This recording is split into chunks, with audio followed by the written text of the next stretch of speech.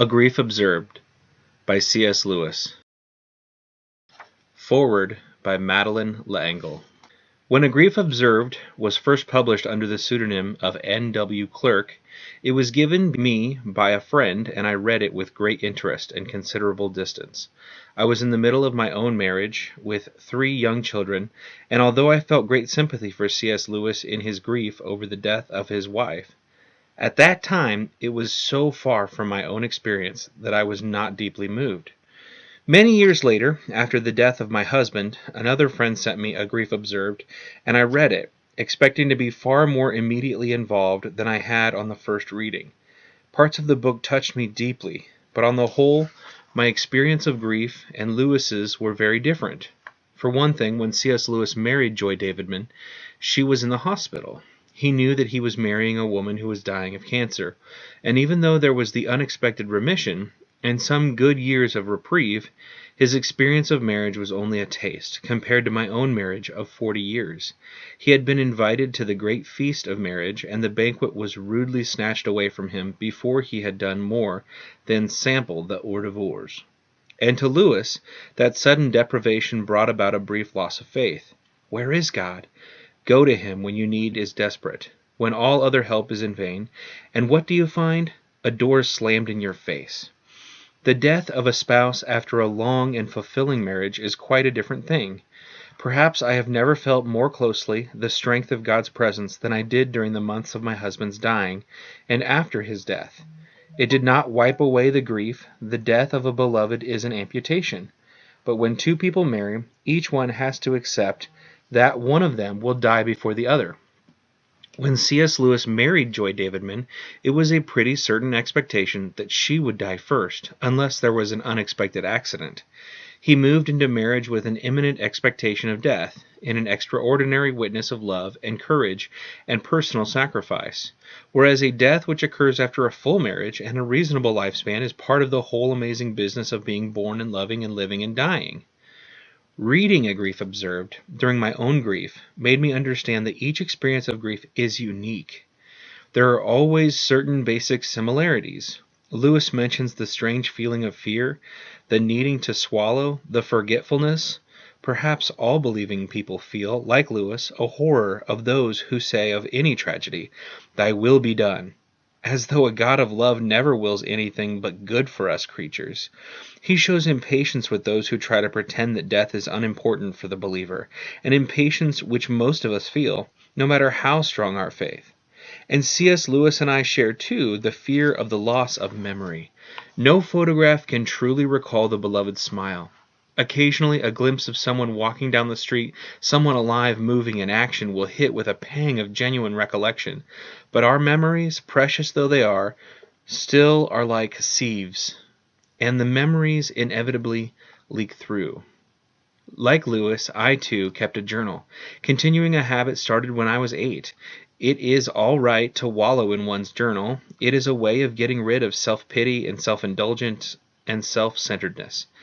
What we work out in our journals, we don't take out on family and friends. I am grateful to Lewis for the honesty of his journal of grief, because it makes quite clear that the human being is allowed to grieve, that it is normal, it is right to grieve, and the Christian is not denied this natural response to loss. And Lewis asks questions that we all ask. Where do those we love go when they die? Lewis writes that I have always been able to pray for the dead, and I still do, with some confidence. But when I try to pray for H, as he calls Joy Davidman in his journal, I halt. And this feeling I will understand. The beloved is so much a part of ourselves that we do not have the perspective of distance. How do we pray for what is part of our own heart? We don't have any pat answers. The Church is still pre-Copernican in its attitude toward death. The medieval picture of heaven and hell hasn't been replaced with anything more realistic or more loving. Perhaps for those who are convinced that only Christians of their own way of thinking are saved and will go to heaven, the old ideas are still adequate. But for most of us who see a God of a much wider and greater love than that, of the tribal God who only cares for his own little group, more is needed. and that more is a leap of faith, an assurance that that which has been created with love is not going to be abandoned. Love does not create and then annihilate. But where Joy Davidman is now, or where my husband is, no priest, no minister, no theologian can put into a limited terms of provable fact. Quote, "Don't talk to me about the consolation of religion," quote, Lewis writes, quote, "or I shall suspect that you do not understand." Quote, "For the true consolations of religion are not rosy and cozy, but comforting in the true meaning of that word. Comfort with strength. Strength to go on living and to trust that whatever Joy needs, or anyone we love who has died needs, is being taken care of by that love which began it all." Lewis rightly rejects those who piously tell him that Joy is happy now, that she is at peace. We do not know what happens after death, but I suspect that all of us still have a great deal to learn, and that learning is not necessarily easy. Jung said that there is no coming to life without pain, and that may well be true of what happens to us after death. The important thing is that we do not know, and it is not in the realm of proof. It is in the realm of love. I am grateful, too, to Lewis for having the courage to yell, to doubt, to kick at God with angry violence. This is a part of a healthy grief not often encouraged. It is helpful indeed that C.S. Lewis, who has been such a successful apologist for Christianity, should have the courage to admit doubt about what he has so superbly proclaimed. It gives us permission to admit our own doubts, our own angers and anguishes, and to know that they are part of the soul's growth. So Lewis shares his own growth and his own insights. Bereavement is not the truncation of married love, but one of its regular phases. Like the honeymoon, what we want is to live our marriage well and faithfully through that phase too. Yes, that is the calling of either husband or wife after the other has died. I have pictures of my husband in my study, in my bedroom now after his death, as I had them around while he was alive.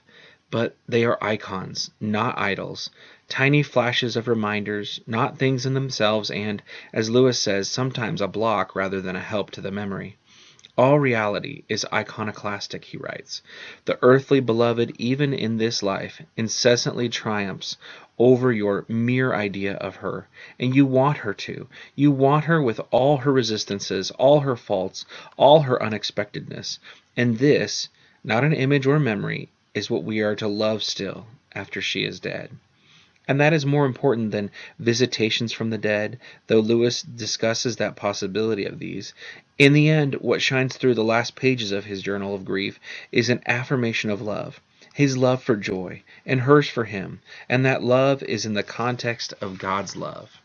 No easy or sentimental comforts are offered, but the ultimate purpose of God's love for all of us human creatures is love. Reading A Grief Observed is to share not only in C.S. Lewis's grief, but in his understanding of love. And that is richness indeed. Madeleine L'Engle, Crosswicks, August 1988.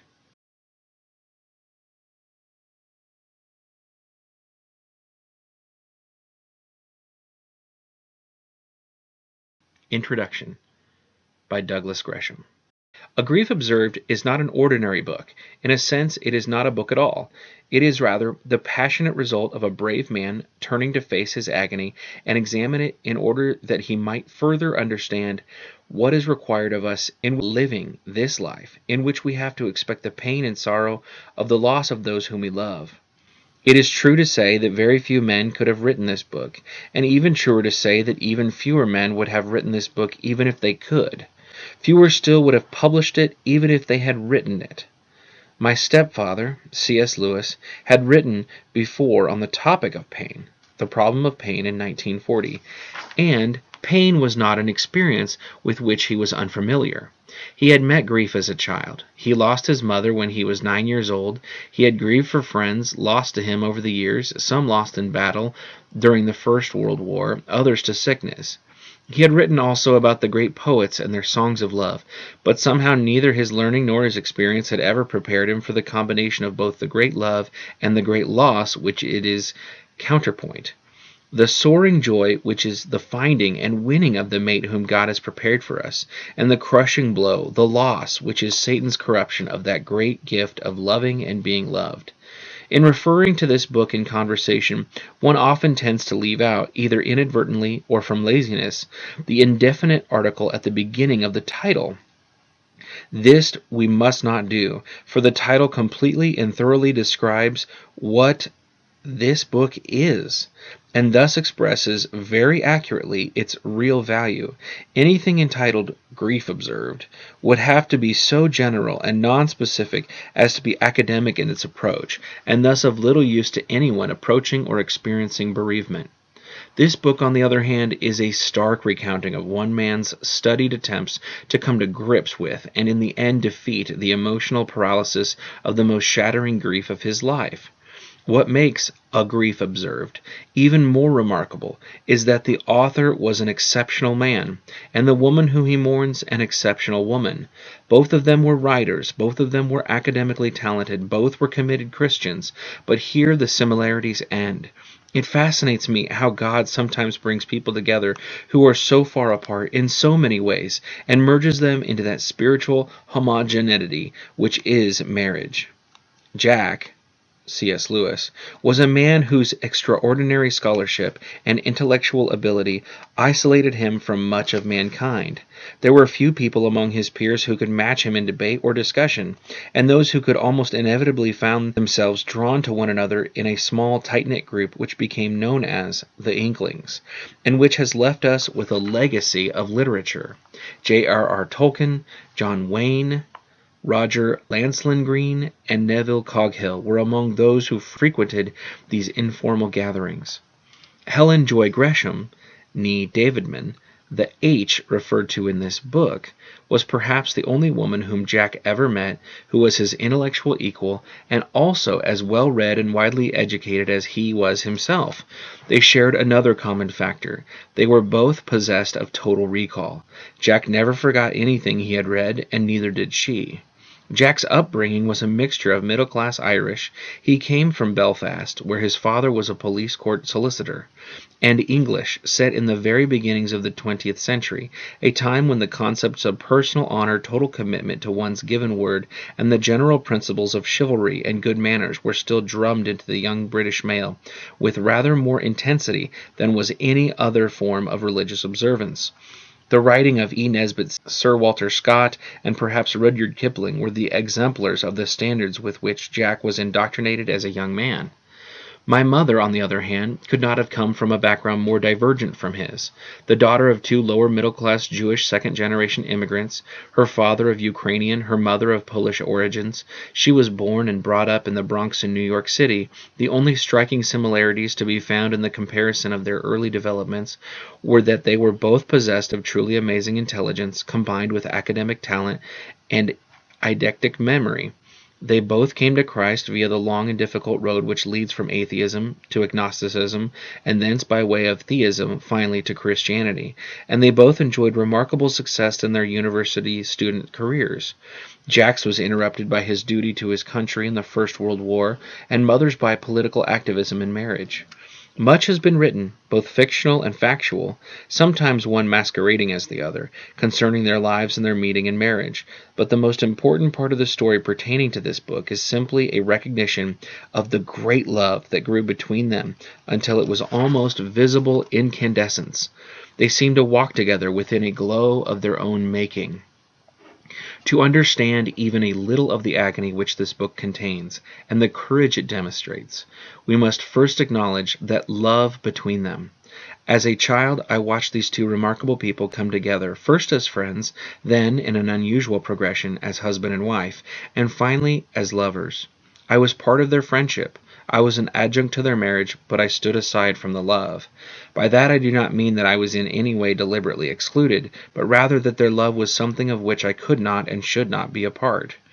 Even then, in my early teen years, I stood aside and watched the love grow between these two, and was able to be happy for them. It was a happiness tinged with both sadness and fear, for I knew, as did both Mother and Jack, that this, the best of times, was to be brief and was to end in sorrow. I had yet to learn that all human relationships end in pain. It is the price that our imperfection has allowed Satan to exact from us for the privilege of love. I had the resilience of youth upon which to fall when Mother died. For me there would be other loves to find, and no doubt in time to lose or be lost by. But for Jack this was the end of so much which life had for so long denied him, and then briefly held out to him, like a barren promise. For Jack there were none of the hopes, however dimly I might see them, of bright sunlit meadows, and life-light and laughter. I had Jack to lean upon. Poor Jack only had me. I have always wanted the opportunity to explain one small thing that is in this book and which displays a misunderstanding. Jack refers to the fact that if he mentioned Mother, I would always seem to be embarrassed as if he had said something obscene. He did not understand, which was very unusual for him. I was 14 when Mother died, and the product of almost 7 years of British preparatory school indoctrination. The lesson I was most strongly taught throughout that time was that the most shameful thing that could happen to me would be to be reduced to tears in public. British boys don't cry. But I knew that if Jack talked to me about Mother, I would weep uncontrollably, and, worse still, so would he. This was the source of my embarrassment.